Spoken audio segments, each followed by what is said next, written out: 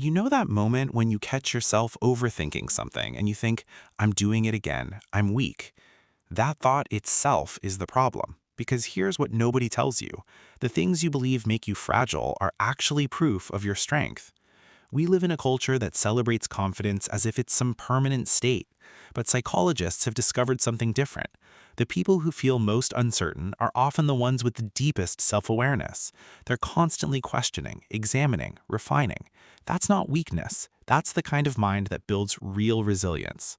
Let me break down 5 signs you're mentally stronger than you think, and why the world gets this completely backwards. First, you notice everything. Your friends are having lunch and they mention something small, a forced laugh, a hesitation before answering, and you catch it. Everyone else moves on, but you see it, you replay it later. That hyper-awareness feels exhausting and you think it's making you vulnerable. Psychology calls this trait sensory processing sensitivity, and here's the thing. People with high sensitivity process information more deeply. They integrate experiences on a neural level that others don't. That's not a weakness. That's the foundation of emotional intelligence. Your brain is literally wired to understand what others miss. Second, you struggle with relationships on the surface level. Small talk feels hollow. You crave meaningful conversation, and most people aren't interested. You think this means you're broken, but you're not. You're one of the few people who refuses to accept shallow connection. Do you know how much strength that takes?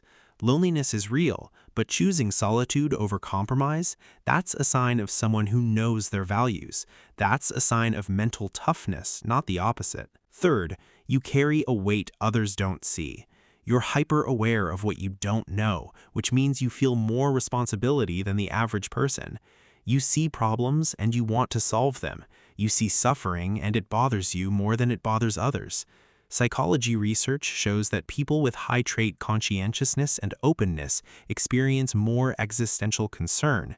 You're burdened by potential. That burden is the price of having a mind that thinks deeper and cares more.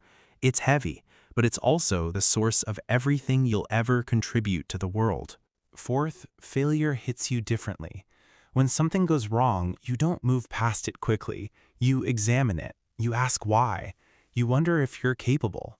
And that replay loop feels like weakness, but it's analysis.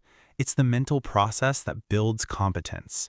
Every time you sit with that discomfort and work through it, you're building something most people never develop, the ability to learn from pain instead of just experiencing it. Fifth, you're aware of your own mortality. While others distract themselves, you've thought about the weight of existence. You've felt that vertigo of realizing nothing's permanent. And yes, sometimes that awareness is crushing. But it's also what makes you intentional. It's what makes you choose meaning over comfort. This is mental strength. It's not the absence of struggle. It's the capacity to feel deeply and think clearly even when that thinking hurts. You're not broken, you're awakened, and that's a completely different thing.